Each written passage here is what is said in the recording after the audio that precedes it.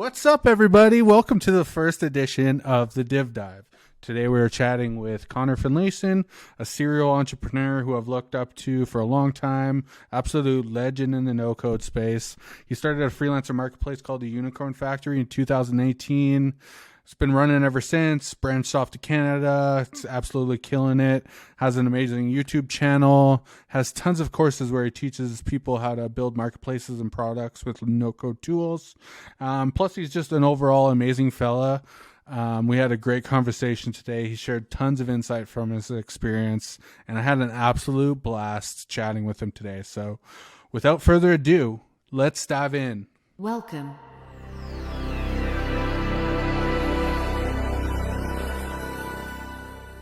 Let's dive in. Cool, dude. Well, let's get into it. Super excited to chat today. I think like I've been following you since about 2020. And you've been like an early inspiration for me getting into, Webflow, Airtable, and Zapier like back then. I think you showed a lot of people how those tools work through that first like video that you did with, covering the Unicorn Factory and how you like set it all up and connected everything. I think at that time for me, it was like a good mental shift and realizing that you could do all this stuff with these tools and that you can make something that's profitable, which was pretty exciting to me at the time. So yeah, I'm just very excited to chat with you today. Thank you so much for coming on. We'll dig into the Unicorn Factory, maybe some earlier projects, what you have planned for the future, and hopefully provide some value for the folks listening today, if that sounds good to you. Sounds great. All right, man, let's dive in. So We Love Local. I kind of, when I was doing my research, I came across that brand We Love Local in your LinkedIn. I saw that it sells, gift baskets of local goods from Wellington, New Zealand. I'm assuming a surrounding area as well. What I gather, you had a hand in developing this platform or founding it, and it was acquired by another company. And this is all super interesting to me because I don't think I've heard this story, and it sounds like an early successful product for you. Could you share a brief background and how that came about and how did you get it off the ground initially? Yeah. Wow. No, I don't think anyone's ever asked me about We Love Local. So We Love Local started as a project between my wife and I. It was initially just going to be a little practice project. It wasn't even really a practice project. It was just something that we could work on together. And my wife, she worked in the government at the time. And the idea behind it was to basically find locally produced products and sell them in little gift boxes and gift baskets to people like all over the place. But there wasn't really like the plan behind it initially was to just say, hey, let's just do something for like a month, see what happens with it, and then just go from there. And so we started around the Christmas period. And so what we did was we went to these like shops down the road, and we found peanut butter, we found chocolate, and we found this like soda that you can kind of mix with water, and it's like really nice flavored water. And we put it into a little box. And then I went to the co-working space that I was working at the time, and I just asked people like, would you be keen to buy a gift box? We sold 20 of them.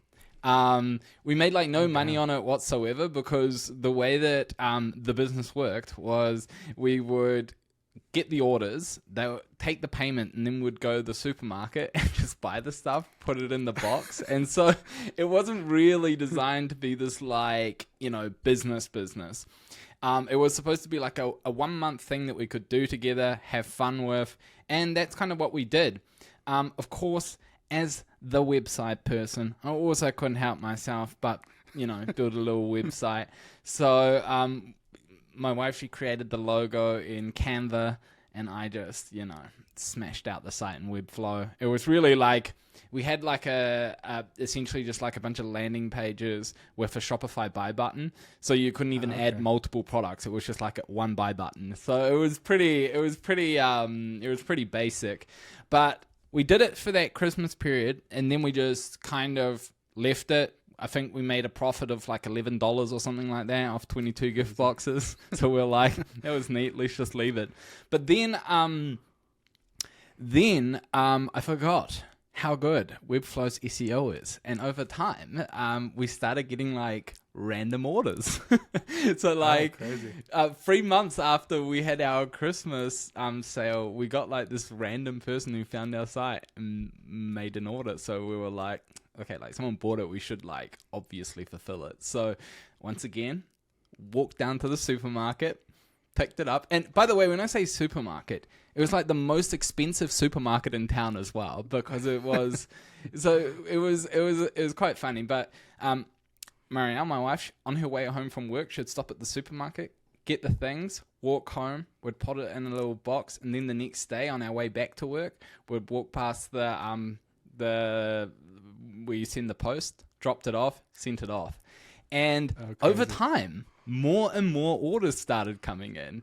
And we were like turning over like a few grand a month. Like it was quite funny. And we were doing it on the side. And it got to the point where suddenly like businesses started reaching out to us. And they're like, hey, we've got this conference coming up. Any chance that you could like do this for us and like make us like 20 gift boxes? And we're like, wow, okay. So we'll do it.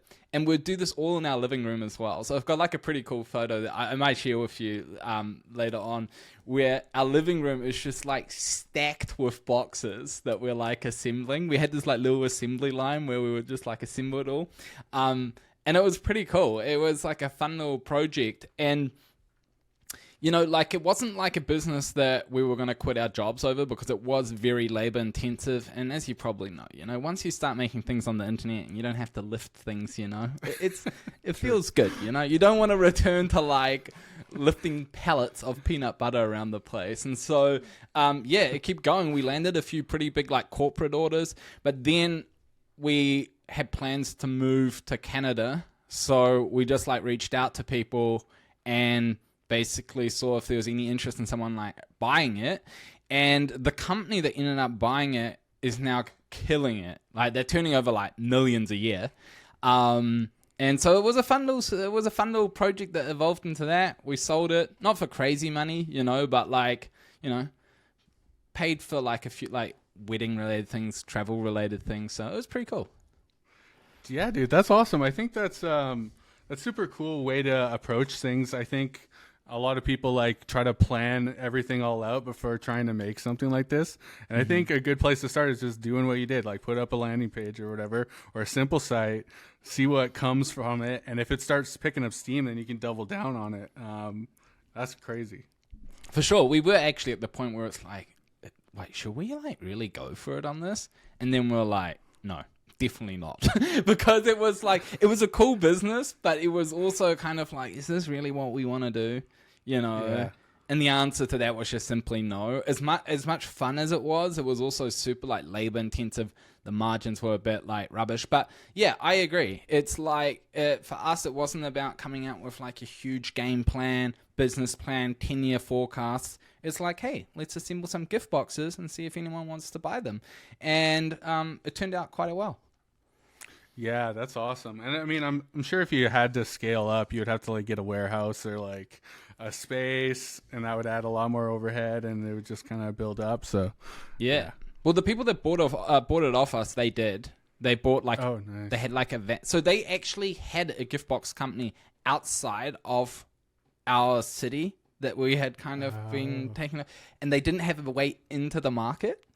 And so we became their way into the market. And as soon as they entered that market, they had like a massive warehouse. They had like shipping all sorted.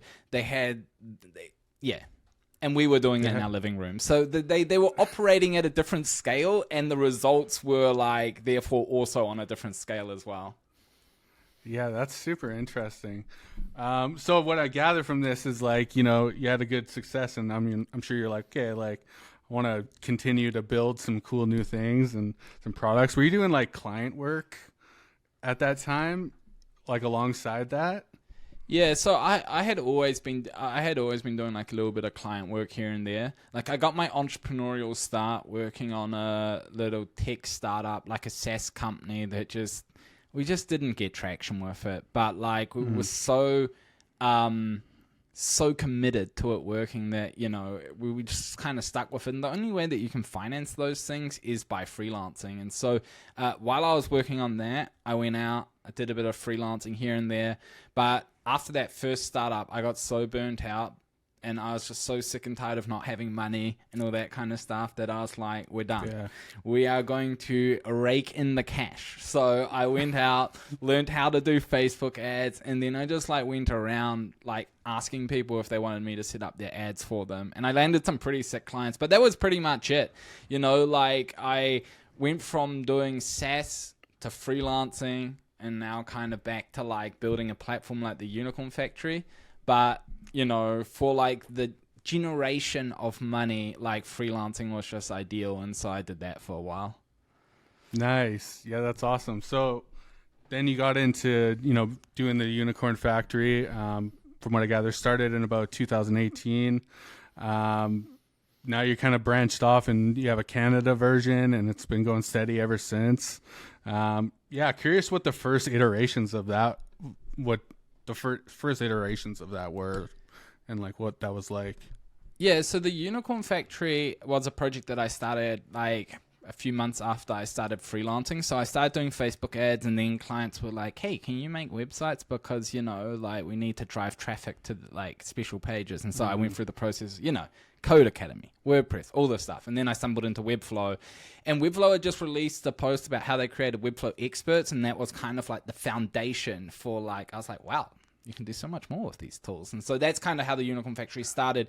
And the reason why I chose the Unicorn Factory specifically was because, one, it was a fun project to work on. Two, I have friends who were freelancing as well, so I could add them to the site. And then thirdly, it was my way to promote myself because I didn't have a personal website at the time. And I was like, hey, this is how I'm going to get people to find out about me. So it was the perfect project to get started. But because I had just come out of a startup where I was making no money, I was just kind of this is just a fun little practice project. We're just going to dabble with it. We'll see where things go. And, the interesting thing about it is when I was working on that first startup, I was trying so damn hard to make it a success. Whereas with the Unicorn Factory, I had been so burnt out by it that I was literally just whatever, this is just just whatever, we're dabbling in Zapier here, this is not anything too serious. And it's kind of interesting how those things work out sometimes when you're kind of more in a relaxed state. The answers, they kind of just come to you. The right decisions at certain times just come to you because the decisions are not as, you don't build those decisions to be up to be as big up in your mind. And so it kind of just went from step to step to step to step to step, and then I came over here, did the Unicorn Factory Canada, and it's just been tracking along nicely. Yeah, that's awesome, man. It sounds like both with We Love Local and the Unicorn Factory, it wasn't a lot of planning, a lot of pressure you put on yourself to make this thing a success. It was just hey, let's just put a feeler out there, see what happens. And they both seem to go pretty well. Yeah. And they have. And I mean, I'm not fully advocating for not making a plan. There are pros and cons of taking that approach to stuff. There have been stages with the Unicorn Factory where I've hit ceilings in the business, and because I hadn't really come up with a solid game plan around it, and especially in the early days, a lot of the decisions that I made around the business were super reactive. For example, it became difficult to manage everyone signing up and all that kind of stuff. So I was I need to find a way to discourage people from signing up. And the way I did it was by implementing MemberStack on my site. But an interesting thing about that was I was MemberStack was kind of the only tool there at the time. I don't know if you remember back in those days where the ecosystem of tools wasn't as evolved. And so when MemberStack came out, I was well, all they really do is subscriptions, so maybe I should do subscriptions and stuff like that. So it's very reactive, which is I think the downside of having approach of let's wait and see. But it's a balancing act, it's kind of taking an approach of being hey, everything the next year needs to be planned out, and also being let's just see where things take us. Yeah, that's super interesting. I'm curious. You combined all these tools like MemberStack, Zapier, Airtable. Did you kind of like know about these tools beforehand, or did you kind of discover them to solve the need that you were kind of currently facing with Unicorn Factory? Well, the Webflow experts was like a good starting point, but I'm pretty sure at the time they only used Webflow and Zapier. But from that point onwards, it was just a matter of hitting a bottleneck, solving for it. And so, for example, as much as I love Webflow, the CMS is like, it's not ideal. I'm just going to be honest about it. It's not ideal. And I needed to find a better database tool because it was just I wasn't going to manage like even hundreds of freelancers through there, like where would I send all the information when they sign up and apply? And so that's when I discovered Airtable as a solution to that problem. And all of the other tools that I integrated into my site over time were solutions to problems that I had at the time. And so it kind of evolved quite naturally. Nowadays, when people like reach out to me and they're like, hey, what stack should I use for this, this, and this? They want a list of like 7-8 tools. But you're actually just better off, start off with like Webflow and then just like see what happens next. Go like step by step. And by default, you will find the tools that are ideal for you. So yeah, that's kind of how I approached it then. It's how I still approach it today, and it's worked pretty well for me. Yeah, that's super interesting. You just like thinking through it that way, where you kind of just have a problem, or you're just paying attention to the problem, and then you just try to find a solution for that. Is that how you would like suggest somebody who maybe want to build like a no-code marketplace? Would you just suggest starting very small, seeing what kind of traffic you can get, and maybe taking it from there, and then solving problems with things as it comes?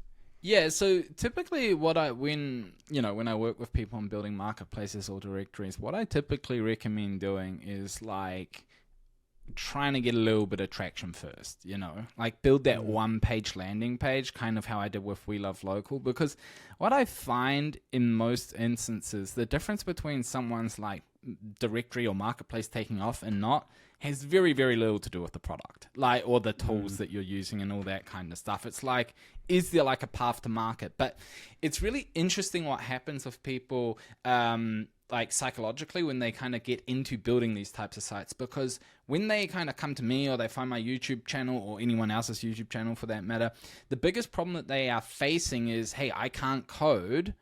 That is what's stopping me from, that's what's stopping my business from taking off. So when they overcome that barrier and they actually are in the space where they can build things, they will pretty quickly realize that there are other components that make a business a success. For example, having a good like offer, value proposition, pricing, those types of things. And so what I typically recommend people do is to kind of work on all the areas of your business. So the product side of things, the sales side of things, the marketing side of things, all at the same time.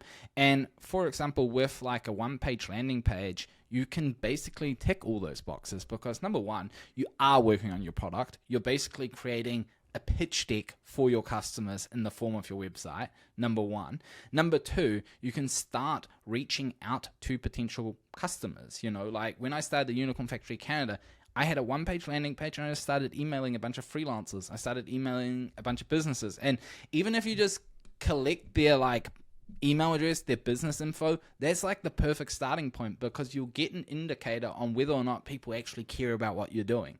And then you can also start experimenting with sales. Now, this is one that I think people don't do that often when they have SaaS in mind.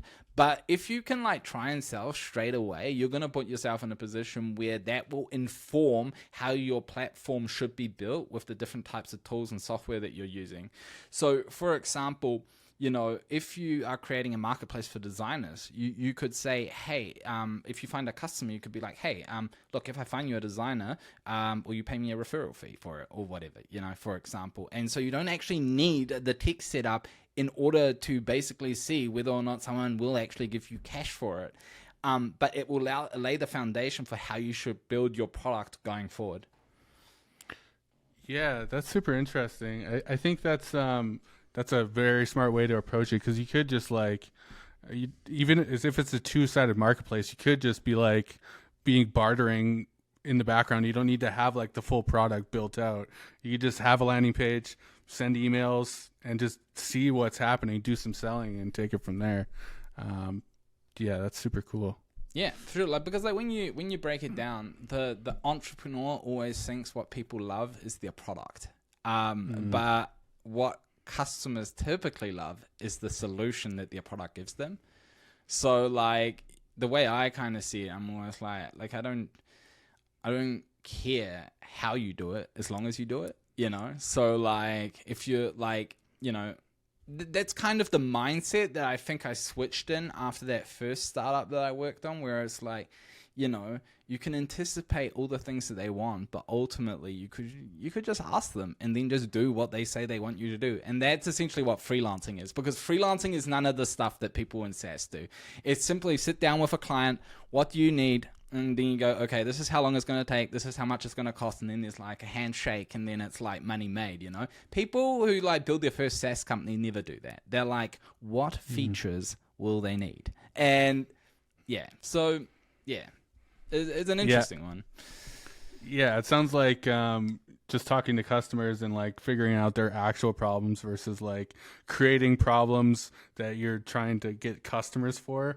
You know what I mean? Like the other way around. I think it's like, yeah, better to just sell and talk to them. So yeah, I guess speaking of customers, I guess freelancers is a part of Unicorn Factory and is somewhat a customer. I'm curious, like, since you're dealing with a lot of these freelancers, what is some things that you noticed that freelancers maybe get wrong about positioning themselves or selling their services, especially in like the context of like a marketplace? I mean, so I had a real interesting, so I went to this workshop with someone who used to be the head of product for Upwork, which was a real treat. Interesting. And she kind of dropped some insights that were really interesting. And I'm going to, because Keith, this is your first episode, I'm going to drop some insights, some stats that will hopefully help some freelancers do well. But basically, I'm paraphrasing here. She said on Upwork, all of the deals are closed, but 80% of the deals are roughly closed by 20% of the freelancers. So, you know, the classic 80-20 rule. So most, she actually said 70-30, but like she meant 80-20. So we'll just stick with that. But basically what she said is there's a small pool of freelancers on Upwork that completely dominate. And then there's a large chunk that either don't do that well or kind of do okay. And she said that her strategy, or Upwork's strategy, is to identify that 20% as fast as possible and then double down on them. So try and get them even more work. You know, do the absolute utmost in order to get them as much work as possible.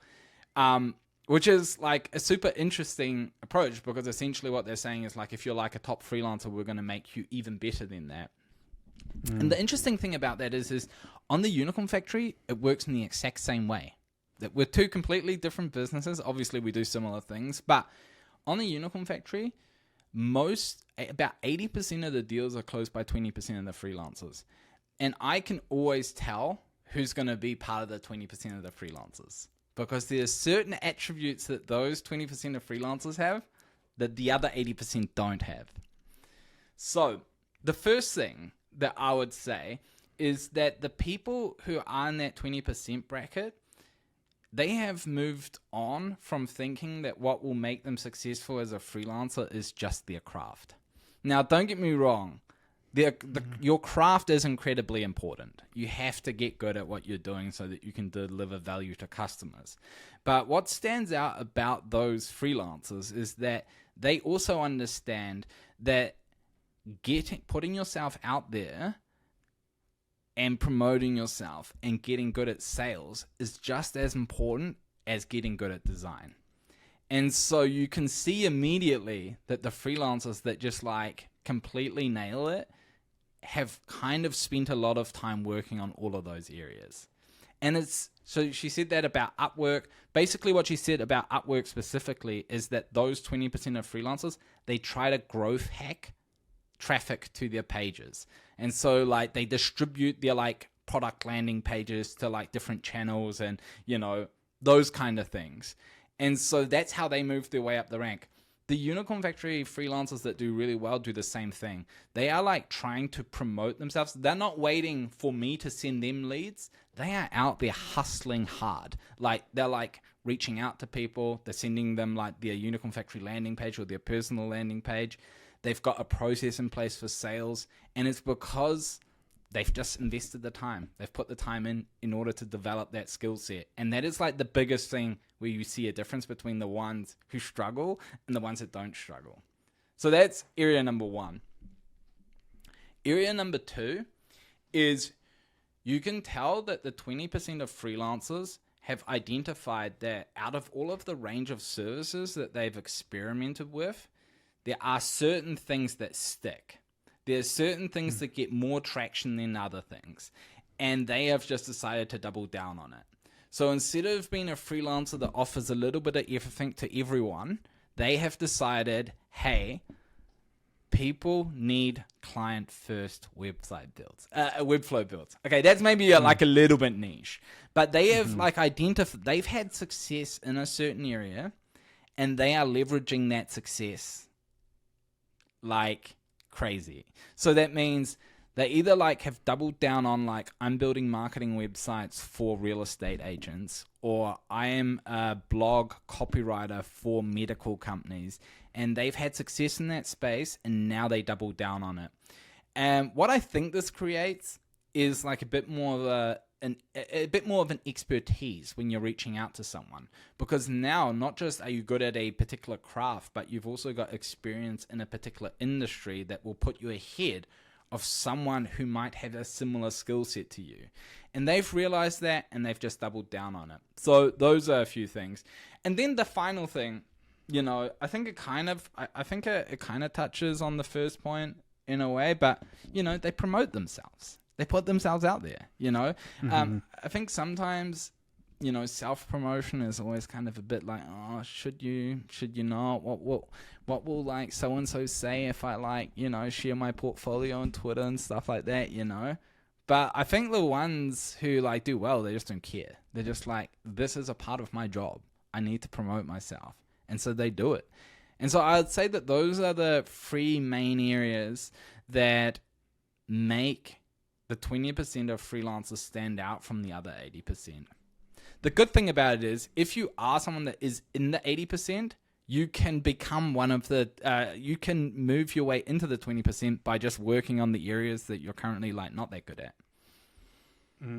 Yeah, there's so many good little bits of advice there, and it's actually like really on par with my experience when I was freelancing. I would offer social media, graphic design, a bunch of different things, and I wasn't very loud about it. Obviously didn't get any clients at that time, but when I focused on Webflow, and then when I even went even deeper and just focused on Webflow, like ongoing support, monthly management kind of things in that subscription model we did at Flowsparrow, like that's when things really started to take off. And that's, you know, when I started getting a lot more customers, it's because I had a focus, and it was just like very clear. We had a single landing page. It's just like the offering was straightforward. And I think that's how a lot of freelancers can win.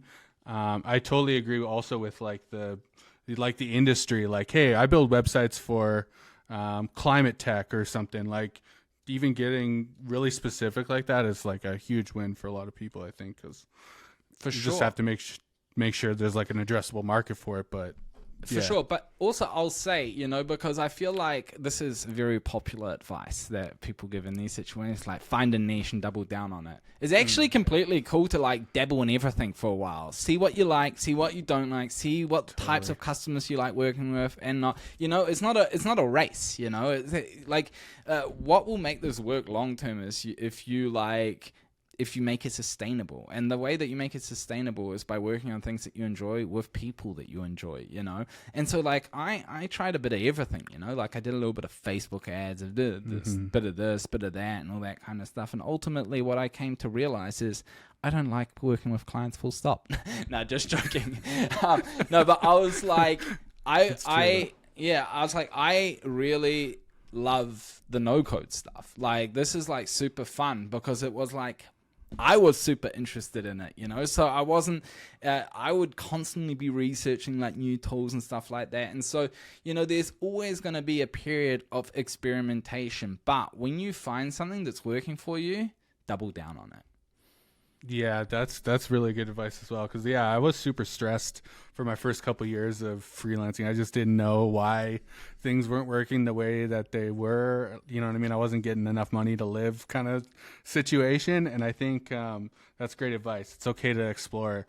I would suggest exploring with like a full-time job, maybe, or like make sure your income's in place while you're exploring. Because I did the exact opposite, and it wasn't very smart. But hey, it's all part of the game, you know? Like, Yeah. you know, it creates urgency. The whole rent payment creates urgency, you know? Yeah, dude, I by swear. the way, man, I did the same, you know? Yeah. Like, I don't even know how I, like, paid for my life in my first year of, like, entrepreneurship. I still, to this day, have no idea how I actually managed to make all of my, like, rent payments and stuff like that. But I also think it created, like, you know, like, if you do say... I agree. First of all, there's no point putting your like physical, mental health at risk just, you know, to try and make it happen. But if you do, you know, I think it creates a level of urgency that forces you to move down the right path sooner rather than later. And it also shapes how you want to run a business, or like the type of like business person you want to be, because all of those times that I had where I was like kind of bootstrapping it with like no income really shaped who I have become today, how I think about these things, what I say yes to, what I say no to. And so, you know, trade-offs for everything. Yeah, I have a extremely similar experience. I feel like I took that dive in and I was like kind of backed into a corner, and I had nothing.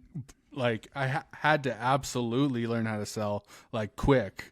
And because I was backed in the corner, that's how that skill got learned. And it forced myself to put those extra hours in to just be like, you know, emailing clients, doing Upwork stuff, trying to like build things to share with people and stuff like that. So I think it's powerful. I would just try to do it smartly, but yeah, it's good advice. Yeah, nice. Cool. Well, let's chat about YouTube a bit. You got an awesome YouTube channel where you share, you know, amazing tutorials, product updates on a wide variety of like low code tools. Alongside just some awesome advice on like building products and marketplaces and startups. Everybody listening, please go subscribe. I'll link to it in description. But curious, like, how'd you get started on YouTube, and like, what was the initial goal with starting the channel? Yeah, so I started my YouTube channel when I moved to Canada. How did I get into it in the first place? Well, I think it all started... I got invited to speak at the first Webflow conference, which was like a huge treat, a huge opportunity. And this is a good opportunity to say that whenever an opportunity comes to like apply to speak at these types of things, just do it. Because I was this close to not applying.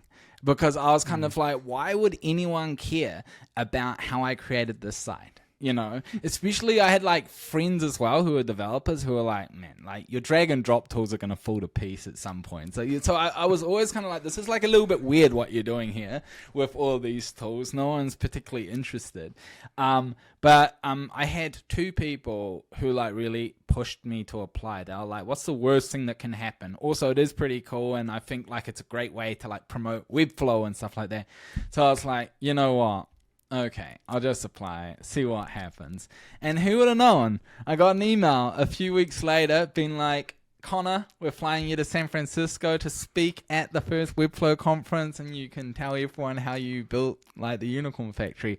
And that was like mind blowing. Like that was such a treat because like being in New Zealand, we're isolated from everything, you know. It's like 4 hours to Australia. So we're like we're literally in the middle of nowhere, you know. And so I went over there and I met like everyone. There was even one of the coolest things was like after my talk, this lady came up to me and she's like, "Hey, just wanted to say that was an awesome presentation. I work at Airtable." And the thing about it was like I was meeting all of these people working for the companies whose tools I used, and it was just such a surreal experience. But I gave the presentation, got so much good feedback from it, and after I got back home to New Zealand, all these people were like messaging me being like, "Hey, can you explain how you did this, this, and this?" So I was like, I'm just gonna re-record my talk from the conference and I'll just upload it to a YouTube channel, like whatever, you know, just so that there's like anyone who wants to see it, it will be there. And I did it with Loom, and the quality is just like ruthlessly bad. It was so bad, and my presentation skills were not particularly good either. But I put it up there, and like people would just email me non-stop about it. They're like, "Hey, can you explain how you did that in like Zapier?" Or like, "Hey, how do you do this in Webflow?" Or that kind of stuff. And so I was kind of like, I'd just like reply to people, and I was just so stoked that people were interested in this. And so I'd like make like little looms and send it to them. So before I started my YouTube channel, I was like, I was running a free service where I'd make personalized tutorials for people's no code ideas. But then eventually I realized, you know, like we moved to Canada, and I was like, hey, this is like an opportunity for me to start something new. So I was like, you know, as much, even though I've made a lot of videos on YouTube, I don't really enjoy putting myself out there and like, you know, that kind of stuff. It's just not kind of my jam. But I was like, hey, it's important to put yourself out there. You know, it is important to like kind of like share what you know, and, you know. So what I decided to do was sign up to this YouTube course and to buy a $500 camera, because I knew that if I spent that money on a camera and on this course, that I'm just too stingy not to actually do the work. So I signed up to the course, and I remember in the course, the guy said, all you need to do is make 2 videos a week for a year, and you'll like get like a lot of subscribers. And that kind of, he said that, and I was like, this is my challenge. For 1 year straight, I'm going to make 2 videos, no matter what. This is it. It turns out I misunderstood the guy. He said 1 video a week for a year. But That's awesome. so I was just like, okay, we're committed, 2 videos a week for a year. And so I just did it, man. I just sat down. I essentially dissected the unicorn factory and just like rebuilt tutorials for how I did certain things. And then slowly I started getting traction. Like, you know, I remember like hitting like 100 subscribers. I was like, man, this is glorious. Nice. I even remember hitting like 1,000 subscribers. I was like, this is like unreal. I remember like when someone messaged me for the first time being like, hey, I've got this no-code tool. Do you want to promote it on your YouTube channel? And I was like, oh, yeah, sure. And they're like, cool, how much do you charge for this? And I was like, yo, what? Someone is paying me to make a YouTube video now? Which was quite funny. I made my first money from YouTube before my channel got monetized, which was quite funny. Wow. And yeah, I did it. I did 100 videos in like 50 weeks. And there were like times where I had to make a video on on a Sunday at like 8:30 p.m. because I had to get that second video done. And it was like a huge challenge, but I'm happy that I did it. Like so many good things have come from YouTube, just like the connections, and like I'm number 1 on the div dive. I mean, like this comes from YouTube stuff, you know? So it's created a lot of opportunities for me, and it was definitely worth it. Yeah, that's awesome. I mean, I think like I personally just struggle with staying consistent with content. It'll come in waves. And yeah, it's hard to juggle with things that, paid the bills directly, you know what I mean? So yeah, I'm curious how you think about consistency after that year. Do you kind of just like do it whenever you can now, or do you try to keep a certain schedule? So I'll be honest with you, this is the first time. This is going to turn into like a therapy session, Keith. But I'm into it. honestly, man, creating YouTube content is so hard for me because at the core of my heart, I am more of someone that builds things rather than talks about building things. And it's actually interesting because I actually had this conversation with Adam from Reloom, who is the exact same type. You're a builder at heart. So that is what you love doing. You love sitting on the tools. You like improving your platform. You like automating. You love that stuff. And creating content around that is like a necessary evil, it feels sometimes. Now, don't get me wrong. It's not all bad. Like I said, I'm super grateful for all the stuff that has come from creating my YouTube channel. But ultimately, I started to feel it becoming a distraction from what I actually had set out to do with the Unicorn Factory. And after I had completed my challenge, there was like a period where I continued putting out videos, but it really felt like I was on a hamster wheel a bit. And I started creating content that I wasn't loving myself. I was like, who cares how to delete items inside of Zapier? But it was like, hey, consistency is important here, so you just need to keep churning things out. But I wasn't loving it because it's not even just the recording of the video that's involved with it.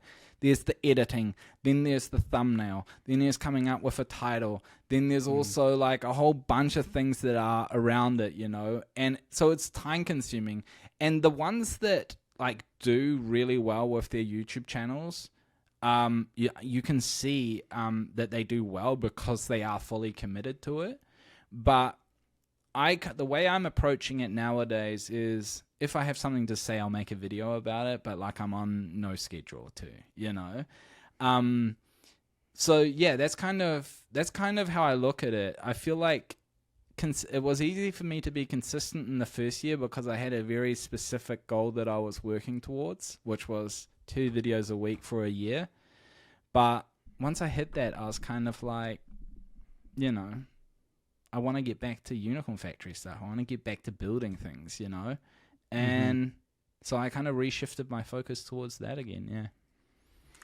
Yeah, that's super interesting. I think probably how you approached it was awesome because, like, you did a year straight. I'm sure you got really good at doing videos over that year. It also probably just set a good foundation for the channel itself. And you forced yourself through that, pushed hard and do that. I know I couldn't do that. Like two videos a week sounds crazy. But yeah, it sounds like you started a good foundation. Now you can just be a little bit more, I don't know, not as strict with your schedule moving forward and just have a little bit more fun with it. Yeah, I mean, the thing is like when I find things that I'm like super interested in, or like if I like go down if I go down a rabbit hole and I'm like, hey, this is like super useful stuff. I do love sharing it because a lot of the tutorials and stuff that I made literally like hours after I discovered something. So, like for example, when Airtable scripts came out and I started making tutorials on Airtable scripts, like I had just learned it. So I was like at peak excitement levels about it. And so I'll just like whip on the camera, make a quick tutorial, and just be like, hey, here's how to write JavaScript from someone who's learned it 2 hours ago. Yeah, that's awesome. So I kind of did that. But to be honest, like with like the Unicorn Factory, a lot of the stuff that I had to focus on was like improving what had already been there.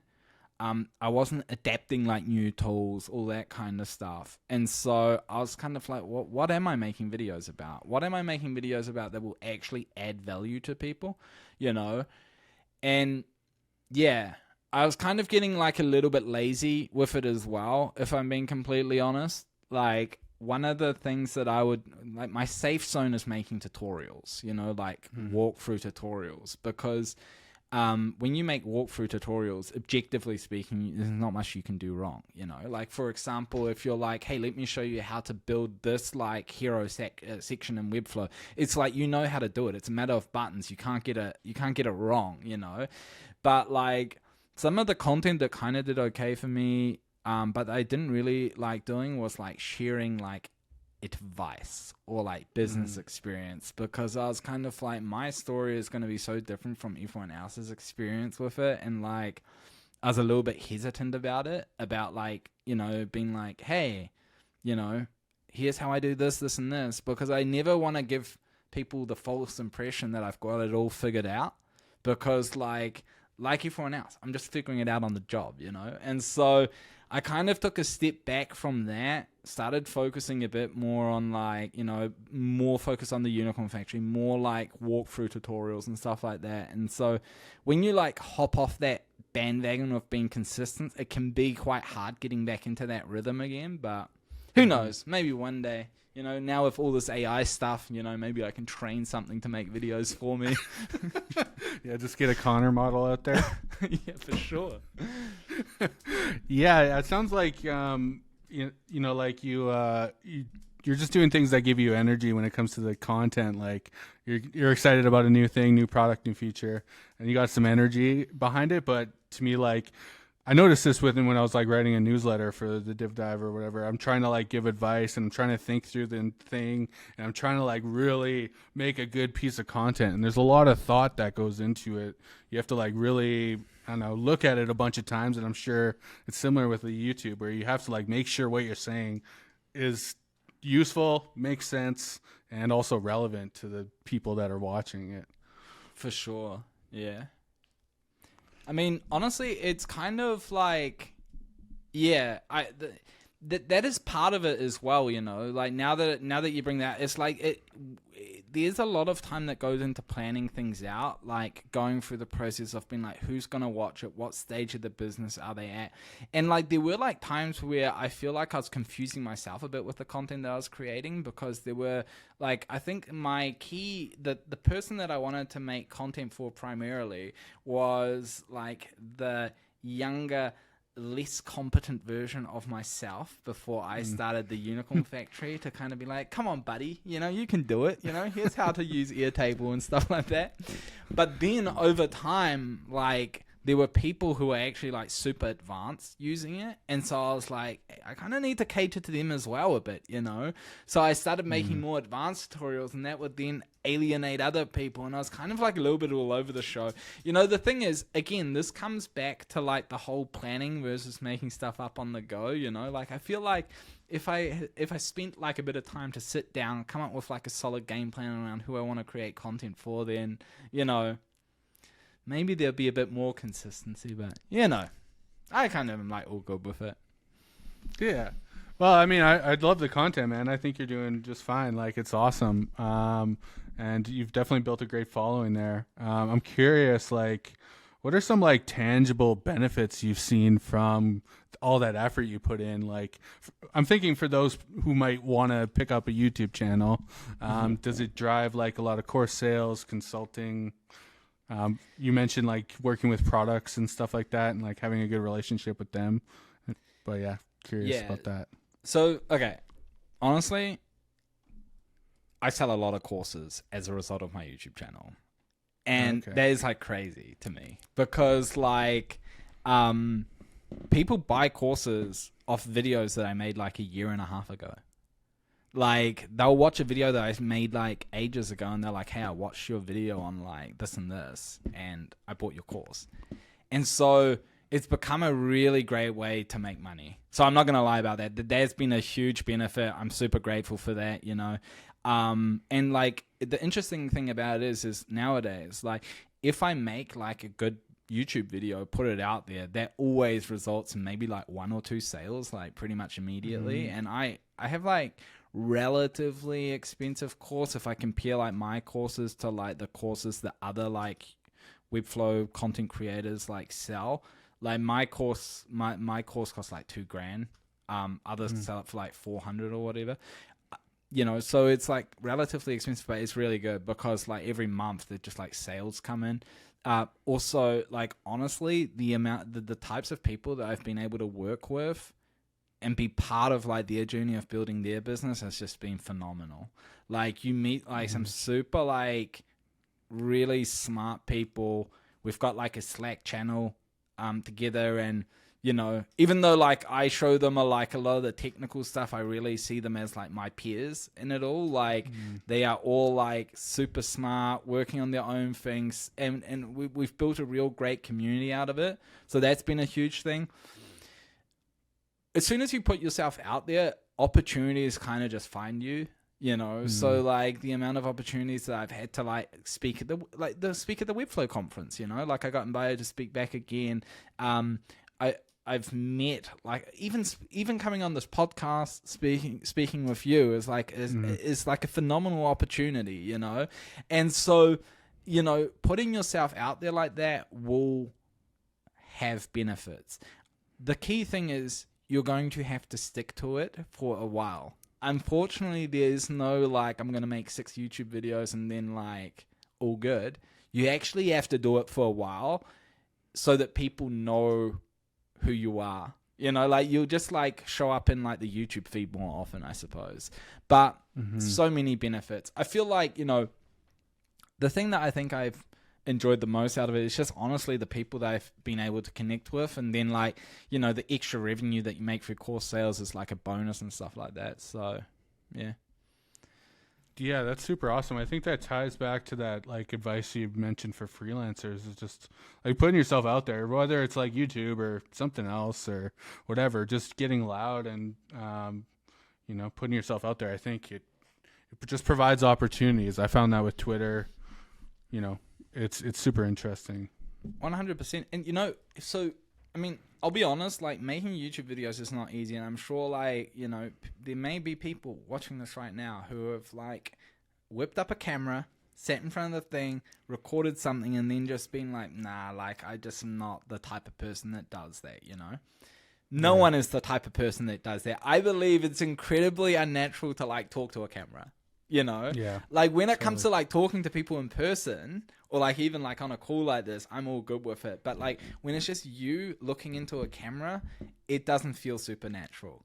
It's kind of like, learning a new language on Duolingo. It's just like you have to go through the repetition of it all and just do it over and over and over again.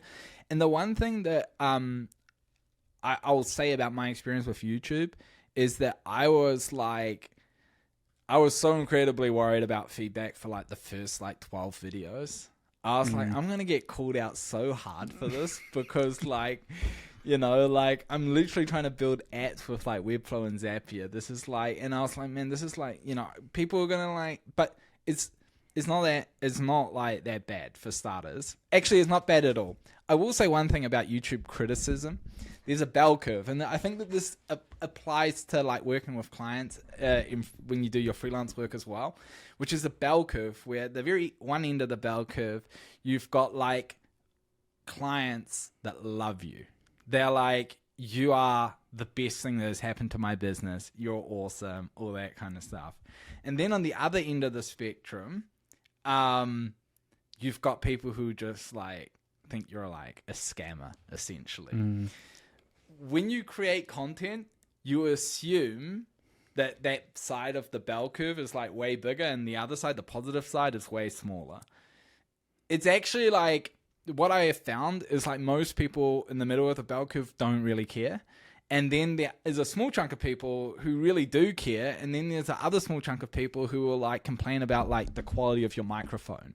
But overall, like it's built up way more in your head than it actually turns out. So I always advocate for people to be like, just like make a video, record it on Tele or whatever, talk about something that you're interested in, put it out there, and then just keep going and see what happens, And I think people will surprise themselves with how well they end up like the kind of results that they see from it.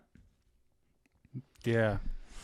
Yeah, I think like everybody has those little intrusive thoughts, especially when it comes to content or putting yourself out there in any ways. But yeah, I totally agree. I think it's just about doing it, not being too tied to the results, not being too tied to criticism or feedback or whatever. Just put some stuff out and just try to stay consistent with it, and then just see if it jives with you. See how it goes. For sure. By the way, this is a little opportunity to like give an example of someone who did this. My wife actually did this. So, and she works she works for the Canadian government, and she started a little YouTube channel, which basically teaches people how to land a job with the government of Canada. And now her YouTube channel has like 2,500 subscribers, and she makes like she made this like little course built with Webflow and MemberStack, of course. And she's got this little course that she sells for $49. And she like sells like heaps of courses every single month from people who are like Googling, how do I answer interview questions in a government job? And so it's so small, it's so low key, but like, you know, over time, the more consistent you stick with it, you'll see some form of results in one way or the other. Yeah, that's super interesting. Like speaking of courses, I guess I'm curious, like how you think about that and how do you decide what courses to develop and sell, or is there like a process and how you think through that? Yeah. So my main course that I started is called the MVMP program, which is basically short for the minimum viable marketplace. You know, everyone loves a good abbreviation, so I was like, this is going to be my one. Perfect. So when I started it, the way it worked was I actually didn't start it as a course. I did it as consulting. So I said like a whole bunch of people started reaching out to me being like, hey, can you like coach me through setting up my marketplace and all that kind of stuff. And so I'd literally jump on calls with people and be like, okay, today we're going to build like a landing page in Webflow and all that kind of stuff. And so we'd jump on a call like this and I'd then be like, okay, open Webflow, now click that button, now click that button. And that just didn't work. People don't learn how to build sites by someone on the other end of the phone telling you to click the W in the corner and that kind of stuff. So because the process for like building the first version of your marketplace is always the same, what I did was I'd jump on a call, we'd discuss a game plan for the week, and then I would give you access to all of the tutorials that would basically cover all the things that we discussed. And so the first part of it would be like build your landing page. Then the next part of it is like build a system for generating traffic while you're like generating leads while you're like building your marketplace. Then the next part is like use the Webflow CMS to create profile pages, and so on. And so that was the starting point for me. So it was the $2,000 MVMP program.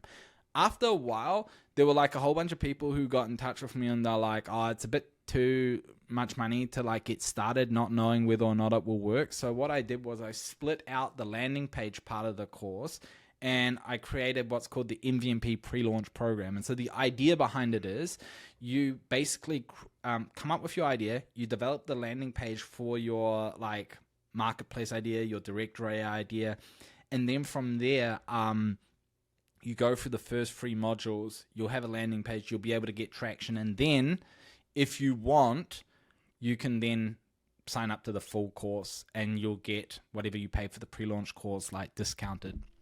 And so that was like that was like the main course. Now, as part of being in the group or in the course, you get invited to my Slack channel. And the Slack channel is where there's like everyone's just helping each other out. So I'm in there a lot. And after you've gone through the initial course, people will like veer off into all sorts of different directions because different use cases, different tools, different business models, all those kind of things. And so the way I approach creating additional courses is by identifying what those paths are that people go down. And so one path that a lot of people have gone down recently is using Glide to create user portals.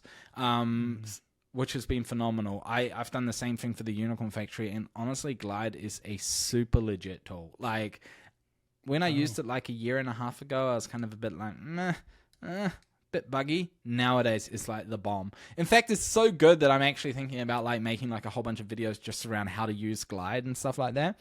But I basically like talk to people in our community. I'm like, what is your bottleneck? What are you struggling with? And they're like, oh, I don't know how to get my people to update their profiles. And then I'll go and build courses around those particular workflows. And then I sell them as like individual courses as well, just in case.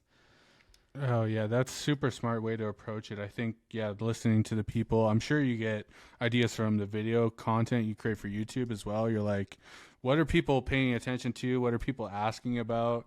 If you get asked like, 10 times about something, maybe it's an opportunity to build a course around it.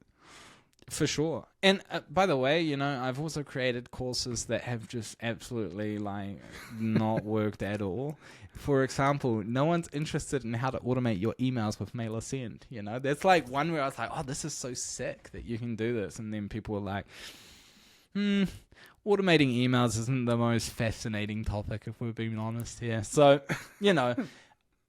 the way I hedge my bets with like investing time and energy in creating courses is, will I benefit from it?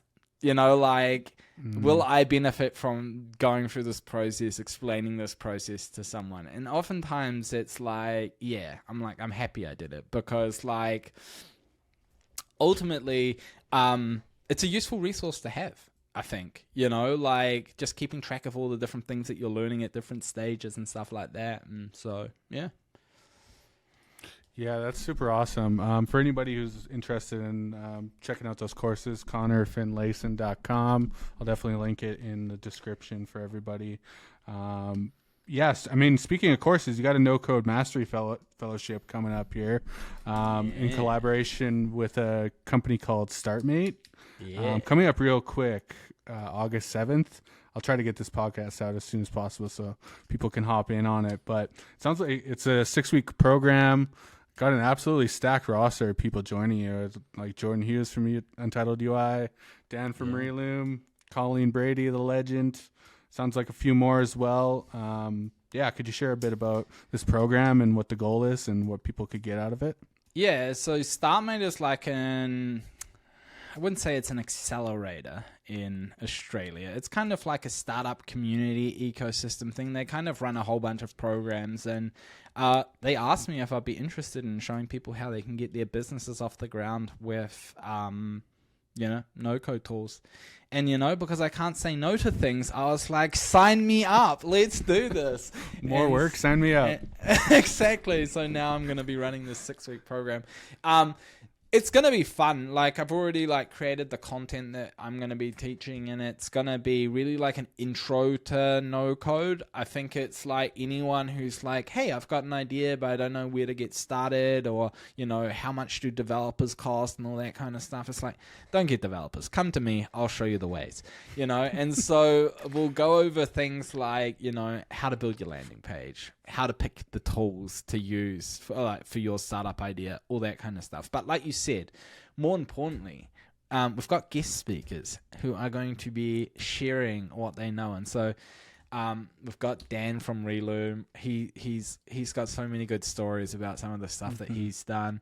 Jordan Hughes. I mean, like, I'm a fan, Huge fan. His like, I think I like every single one of his tweets when he like posts his screenshot. It's just beautiful work. What can we say? Yeah.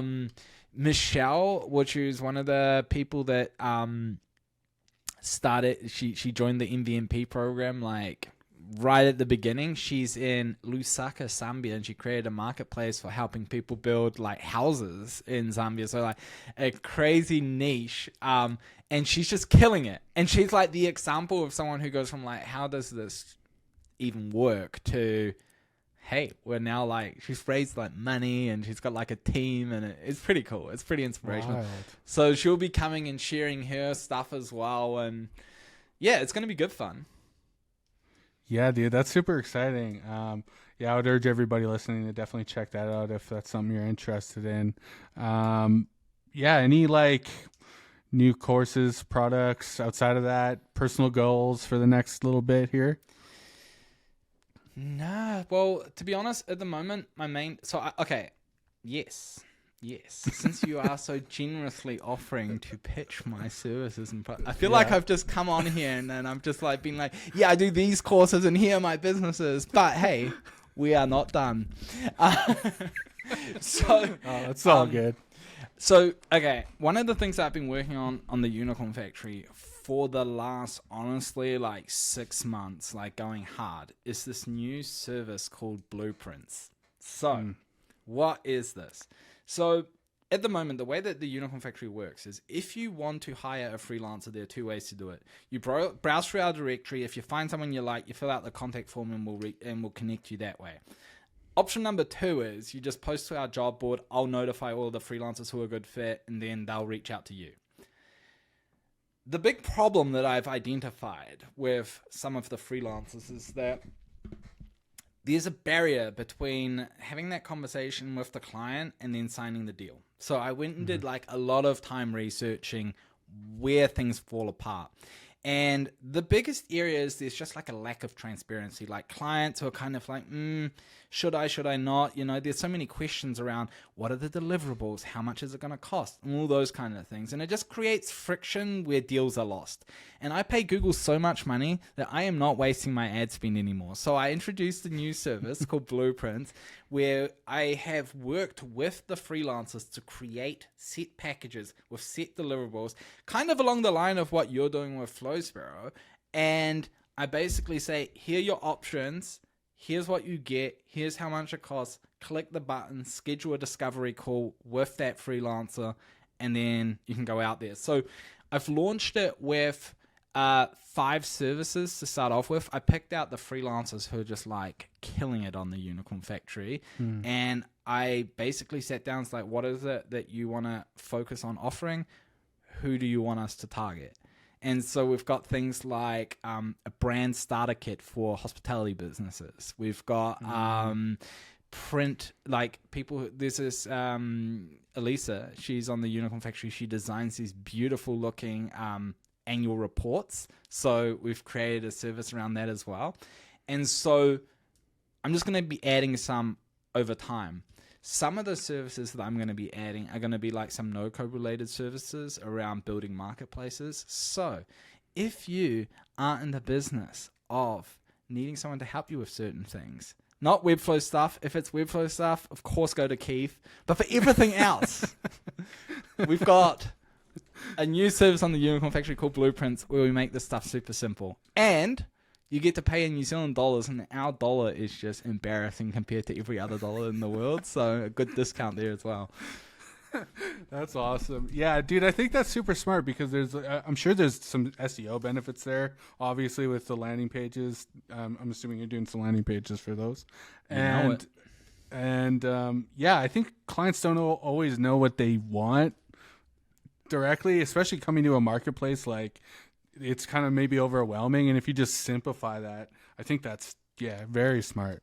I mean, honestly, Keith, what you've been doing, what Design Joy Mate's been doing is super inspirational, because I feel like you're taking what's like actually somewhat of a complex system when it comes to client work, and you're simplifying it. I love what you have done. Like, we've obviously talked about it before, but I love what you have done with Flowsparrow. Like, that is such a valuable service to offer people. For one, because you're delivering like solid as work, but 2, it's just a simple, straightforward transaction being like, I need someone who can like keep my website up and running, make it look good, add new things, and I don't want to have to think about it too much. I don't want to have to jump on a call with you every 15 minutes asking you how much it's going to cost to like change the hover state of the button. It's just like this is how much it costs each month, and this is what you'll get done. It's a super smart way to approach business. And so, kudos to you and the rest of the team for putting that all together. Oh, thank you, man. Yeah, that's so nice of you. And yeah, dude, I totally agree. That's like something I was thinking about early on is like, if you have just a straightforward offer, people's attention spans are so like small, especially when it comes to websites. Like, we see it across all of our clients too. It's just like you have like half of a second, I swear, to like hook somebody in and actually just sell them on a particular thing. And a lot of like agencies don't even have pricing anywhere. Lots of freelancers don't have pricing anywhere. It's all, you have to like go through a couple of pages to find the certain things, and that's straightforward, simple. Like, here's what you get, here's how it works, here's what the price is. Click the checkout, straight to the dashboard. Like, start, like submitting tasks immediately. It's such a simple and effective way, and it worked really well for us. And yeah, we're super stoked on the progress so far. And I think we actually, the recent iteration of our website, we actually kind of moved away from that single landing page thing a little bit. And we might actually just switch back to a single landing page, to be honest, because I found we got a little bit less of interest in that monthly management subscription service specifically. So I'm like, man, I kind of just want to switch back to that, because it's straightforward, it's simple, and that's why you see so many of these like popping up nowadays for Webflow design. It's kind of a craze because it's just a simple and effective way to sell a service. Because you know what I find interesting about that? Because I have both been the freelancer and the customer. Number one, it makes it easier for the customer, obviously, because I like come there, I'm like, okay, like you basically take care of my website for the month, cost me like $6,000, whatever it costs, But more importantly, it actually makes it easier for the freelancer as well, because you can build your business around one particular offering, like it's a lot easier to be like, okay, if I sell something for $5,000 a month, how many clients do I need to have at any given time in order to make $50,000 a month? It's like, oh, it's 10, it's not so ambiguous of being like, oh, I need to like break down the scope of this work and that work and kind of predict where things are going to go, so in that way, I think it's like, it just makes it easier for everyone involved. I find it really interesting on like the Unicorn Factory as well. It's like sometimes like when I've tried to hire freelancers off the Unicorn Factory, like I'll ask them for a quote, and it's just like, it's the hardest thing to get out of them, like they have like, they know what I want, but it's kind of like, no, we need to kind of like break down the scope of work in a bit more detail. And don't get me wrong, I understand it. It's not like everyone does it. I've been there, but it creates friction, It's like you give someone so much time to change their mind about wanting to go down a particular path with a project, because it's kind of like, oh, do I want to go through that process? So good for you, man. Super stoked with how you're killing it. Thanks, man. Yeah, I totally agree. I think we had to do like a little bit of a shift internally, because we started with that approach where we were just doing monthly management subscription only. That was like what we were all working on. And then we started to get offers for like, new build projects, bigger full website projects. And it was a complete shift, because we didn't have the process in place. And I think that's what's cool about these, subscription things, is you can have a process. You can start to systematize it in a certain way if you're doing the same thing over and over. But if you're like, if you're approaching a new project differently every single time, it can be cumbersome and expensive and confusing for the client, like you mentioned. So totally agree. Cool, man. Well, dude, thank you so much. I think we're good to wrap it up. Thank you so much for hopping on. I really appreciate you taking the time. I like so surprised how well this went, and how much value you like gave. It was super interesting, and yeah, I'm very excited to get it out there. And yeah, I appreciate your time so much. Yeah, man. Yeah. Thanks for having me. I am honored to be the first guest on here. This is number phenomenal. one. Yes, what an honor. But yeah, keep going, man. I'm loving it. I'm looking forward to watching the second episode, because I very rarely watch my own ones, because I watch myself talk and I'm like, oh my God, dude, what have you done? Yeah. No, I'm going to be the same throughout this entire podcast. Like, I'm going to have a hard time listening to it. But yeah, I guess the last point is like any place that people can reach out and find you. YouTube, Twitter. I'm on all of the places. And like if you want to ask me any questions, contact me through my website. I've got it all hooked up to ChatGPT, so you'll get an answer very fast. Just reach out by email and I'll respond with an answer. But yeah, nice, cool. Thank you so much for hopping on, man. I really appreciate your time. Thank you. Alrighty, peace.